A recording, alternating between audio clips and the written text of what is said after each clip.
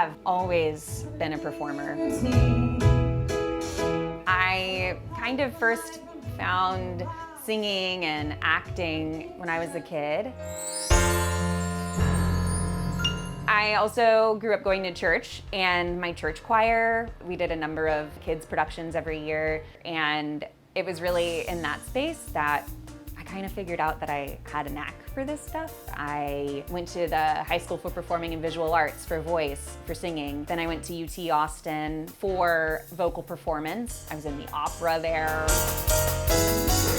Performing is definitely in my blood somehow. I have always been drawn to high energy, full body performance. I want to go big or go home, basically. I just thought that my performance life was something of the past. And then when I got sober a couple years ago, I did a play with my community, which ended up totally helping me find friends in recovery. And then I found drag through that. A drag king is a drag performer that presents in more, I guess, masculine appearance.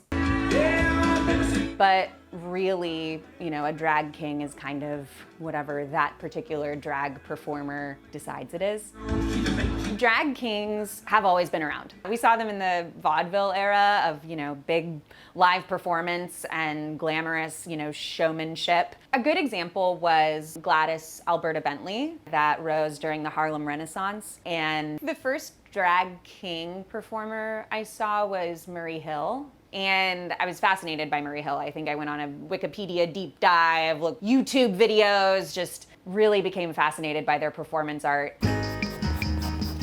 If there's anything that I've learned since I started doing drag, it's that creativity is a muscle. I do make my own costumes. I make them from scratch, right? All the way to just kind of mixing and matching different pieces and putting them together. I'm very much figuring it out as I go. Like, I just learned how to use my sewing machine a week and a half ago because I had an image of what I wanted to make, and nothing was gonna stop me from figuring out how to execute it. So the more I make, the better I am at making things. And when I'm done, this is how I look. My drag persona is Hugh Stone. He's a pretty easygoing guy, relatively masculine. Everything from the makeup contouring to the clothing. He likes fashion and to make a big statement with his clothing. For Hugh Stone, like, the music selection is songs that are sung by men.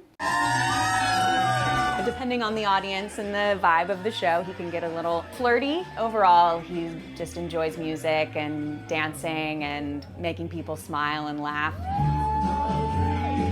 When I'm performing in front of an audience, sometimes I'm also my most vulnerable. That's when I feel the most present in my own body. I feel a connection with the other people in the room, like we're sharing that specific moment. That's the beauty of live performance. It's what I do in my day job and what I do as a drag king, and we all get to share in that special, unique moment together that will never be recreated, will never happen again.